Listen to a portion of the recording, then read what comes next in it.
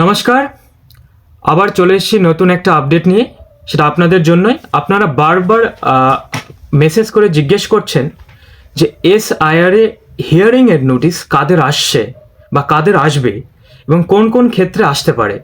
আপনাদের যা কোয়েরি ছিল আমি এখানে নোট করে নিয়েছি, এক এক করে তার প্রশ্নের উত্তর আমি দেওয়ার চেষ্টা করছি এবং কিছু কিছু ইনফরমেশন আমি আমার বিএলও সাহেব যে রয়েছেন আমার পার্টের, ওনাকে ফোন করেছিলাম, উনি তার পুরো সলিউশন দিয়ে দিয়েছেন। আমি সেটা লিস্ট করে রেখেছি, আপনাদের এখন সেগুলো বলতে চাইছি।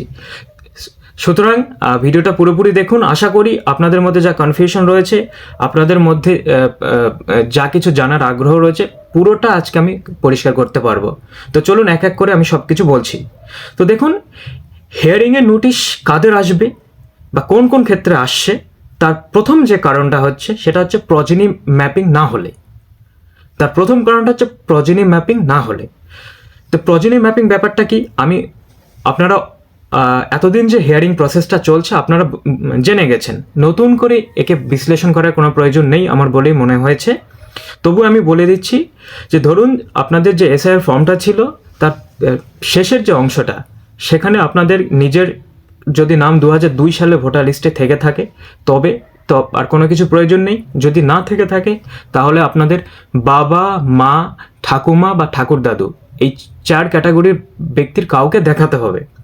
যদি আপনি কাউকেই না দেখাতে পারেন, যদি সেই পোর্শনটা আপনি ফাঁকা রেখে দেন, তাহলে আপনি টোটালি আনম্যাপড হয়ে গেছেন। এই জন্য আপনাকে হিয়ারিংয়ের জন্য নোটিশ ইস্যু করবে।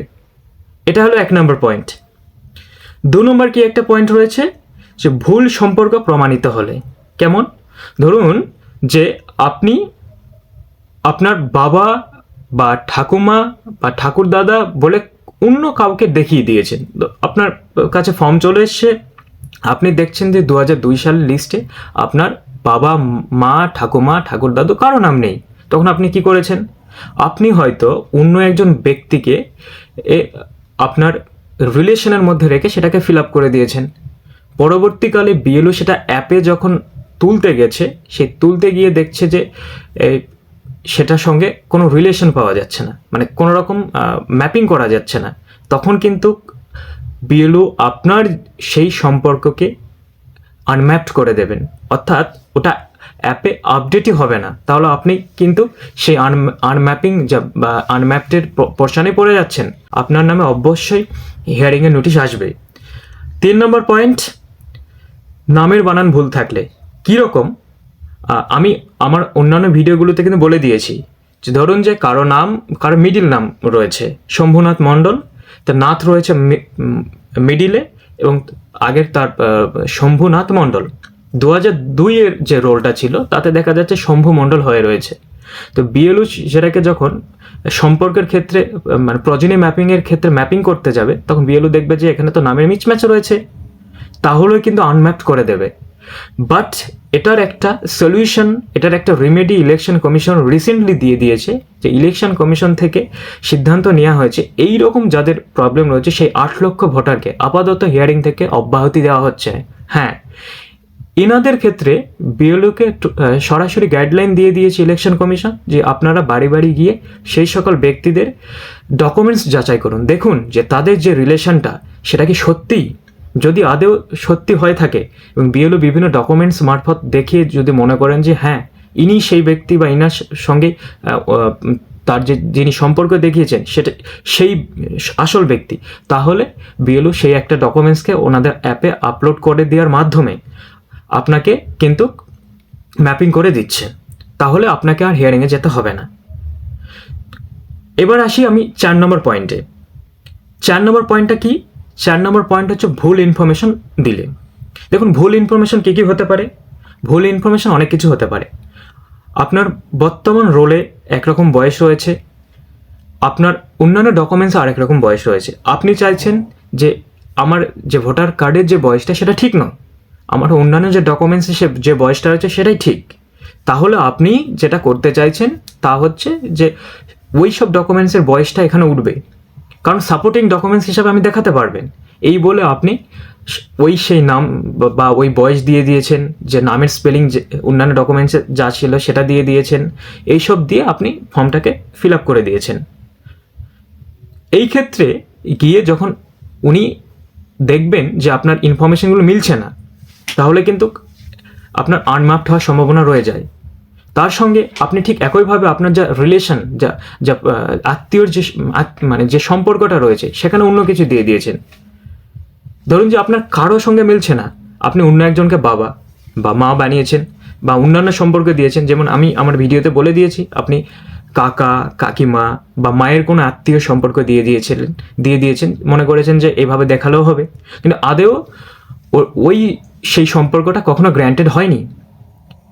আমার যে বিএলও সাহেব তিনি বলেছেন যে আমাদের অ্যাপে 4টে মাত্র অপশন ছিল, সেটা হচ্ছে নিজের বাবা মা ঠাকুমা ঠাকুরদাদা, এই 4টে অপশন ছাড়া কোনো অপশন তখন পর্যন্ত আপডেট হয়নি। তো আপনারা যদি অন্যান্য কারোর সম্পর্ক দিয়ে দেন, তাহলে সেটা বিএলও কীভাবে অ্যাপে মানে মডিফাই বা আপডেট করতে পারবে? এটা তো কখনো সম্ভব নয়।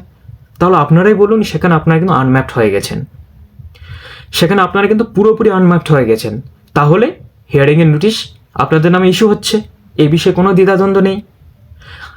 এই ক্ষেত্রে দেখুন, আমি জিনিসটা পরিষ্কার করে দিচ্ছি, যদি 2002-এর লিস্টের সঙ্গে রোলের সঙ্গে বর্তমানে মানে আপনার যা ডকুমেন্টসে যা বাবা যে মা রয়েছে তার যদি নাম যদি মিলে যায়, তাহলে কোনো চিন্তা নেই।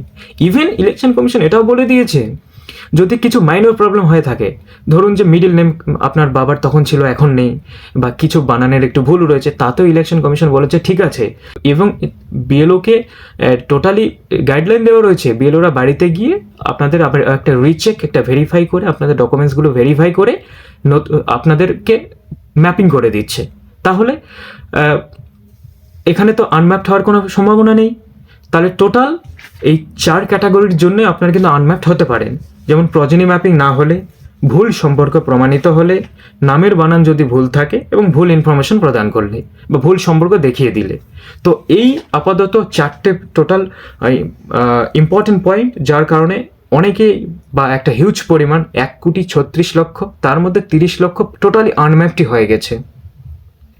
এবং বিএলও সাহেব যা ইনফরমেশন দিয়েছেন তাতে মোটামুটি এই 4 ক্যাটাগরি মানুষ এক্সিস্ট করছে, যাদের হিয়ারিংয়ের জন্য নোটিশ পাঠানো হচ্ছে আনম্যাপড হওয়ার জন্য।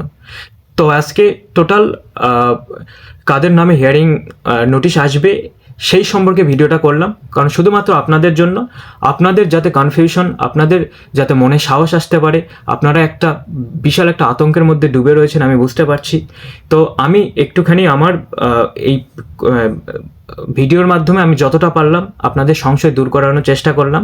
তবে একটাই কথা বলবো, দেখুন আতঙ্কিত হবেন না, হিয়ারিংয়ের নোটিশ আসবে, আপনারা যাবেন, ওখানে যে সকল আধিকারিকরা থাকছেন, AERO সাহেব থেকে শুরু করেন বিডিও সাহেবরা নিচ্ছেন, তারা অবশ্যই আপনাদের সেন্টিমেন্ট বুঝতে পারবে। তখন দেখবেন যে ডকুমেন্টসে কোনো স্কারসিটি বা ডকুমেন্টসে কোনো অভাব হলে যা আছে সেটা শো করাবেন, এবং তারা চাইছে যতটা সম্ভব আপনাদের নাম যাতে রোলের মধ্যে থাকুক, এটাই চাইছেন তারা। সুতরাং ভয় পাবেন না। আর একটাই রিকোয়েস্ট আমি করছি, ভিডিওটা যতটা পারবেন শেয়ার করুন মানুষের মধ্যে, যাতে সবাই বিষয়টা বুঝতে পারে। সো আজকে এই পর্যন্তই, আর বাড়াবো না। Thank you very much for watching.